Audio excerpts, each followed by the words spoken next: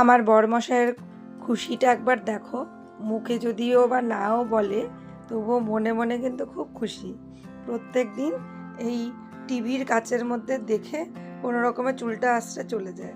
আজকে নতুন আয়না পাওয়ার পর মানে খুশি আর ধরছে না। এখন কলেজে যাচ্ছে পুরো সাজুগুজু করে, ফিটিং বাবু সেজে। তাই এনার সাজগোজ কমপ্লিট হলো। আমি তো দেখছি খালি যে আজকে আয়নায় তাকিয়ে তাকিয়ে ঘড়ি পড়ছে, চুল আঁচড়াচ্ছে, বাপরে কত সাজ। তাই এই সকালবেলা দেখো এই মাছ কাকুটা দিয়ে যায়, আর এই কাকুর কাছ থেকে নিলে এটাই সুবিধা হয়, সুন্দর করে কাটা বাছা করে দিয়ে যায়। তো আমি আবার ছোট মাছ একদমই কাটতে পারি না ভালো, তো কাকু একদম পরিষ্কার করে দিয়ে যায়। আর বর আবার এখানে সকালবেলা বাজার থেকে কাতল মাছ এনে দিয়েছিল। তোমাদের তো আমি আগেও বলেছি আমি কাতল আর ইলিশ বাদ দিয়ে অন্য কোনো মাছ খাই না। তো ওর জন্য ঘুরিয়ে ঘুরিয়ে অন্য কিছু রান্না করলেও ও ভাবে যে আমি একা একা খাবো, এ তো আবার খাবে না, এই চিন্তা করে ও আবার বাজার থেকে কাতল মাছ নিয়ে আসে। আর শুক্রবারের রান্নাবান্নাটা আমার একটু বেশি করেই করতে হয়, কেননা শনিবার আমি যখন আবার পড়াতে চলে আসি তখন আমি একবারেই শুক্রবারে একটু বেশি করে রান্নাবান্না করে আসি, যাতে শনিবার আমার বর ওটাই খেতে পারে। তো ফ্রিজে রাখা থাকে, ও বের করে গরম করে করে খায়, কেননা ওর আর ওরকম সময় হয় না। ভাতটা রান্না করে পড়ানোর কাজটা সামলে এটাই অনেক আর কি।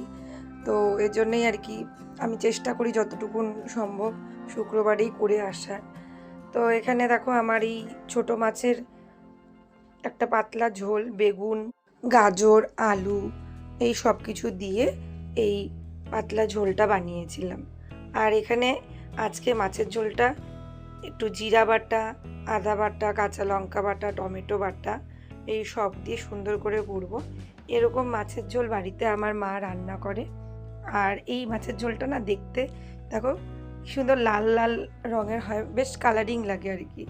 আর এটার মধ্যে কিন্তু আমি পেঁয়াজ টিয়াজ মেশাই না, আমার মাছের মধ্যে পেঁয়াজ রসুনটা খেতে ভালো লাগে না, কারণ আমাদের সাহাদের বাড়িতে না এভাবেই কিন্তু মাছের ঝোল রান্না করে, আর লাস্টে আবার ঘি গরম মশলা দেয়। তো এখানে আমি কিছু ঠাকুরের এই কাপড়গুলো জমে গেছিলো, তো অনেক দিন ধরেই ভাবি সময় করে ধুবো, কেননা ঠাকুরের জিনিস তো সব সময় ধোয়া মোছা করা হয় না। তো এই জন্য আজকে একদম ঠাকুরের জায়গাও পরিষ্কার করছিলাম, তো ভাবলাম এই সব কাপড়গুলো ধুয়ে দিই। আর তুলসী তলায় পুজো টুজো দিয়ে একবারে কাপড় চোপড় ধুয়ে মেলে দিলাম ঘরে। এই উপরের যে ছাদটা আছে, ছাদের এখানে ঠাকুরের ঘরের পাশে এখানে বসার মতো অনেকটা জায়গা আছে, ওখানেই মেলে দিই কাকুদের জায়গায়। আর এখানে আজকে আমি একটু ঘিয়ের প্রদীপ দিয়েছিলাম, প্রদীপগুলো ধুয়ে দিয়েছি যেহেতু, তাই নতুন করে আজকে ঘিয়ের প্রদীপ সাজিয়েছি। তারপরে ঘরের তো এখানে অনেক কাপড় চোপড় জমেছিল, সেগুলোও ধুয়ে উপরে মেলে দিয়ে আসলাম। আর এখন সন্ধ্যাবেলা বসেছি আবার নিজের কাজকর্ম নিয়ে, যেহেতু পরের দিন ভোরেই আমি বেরিয়ে যাই, তাই আমি আগের দিনই সমস্ত পরীক্ষার খাতা দেখা, কোশ্চেন বানানো, জেরক্স এগুলো সব করে রাখি, যাতে আমার ময়নাগুড়ি এসে একবারে কাজে নামতে পারি। তো আজকের ভিডিওটা এই অবধি থাকলো, তোমাদের ভালো লাগলে অবশ্যই লাইক কমেন্ট করবে।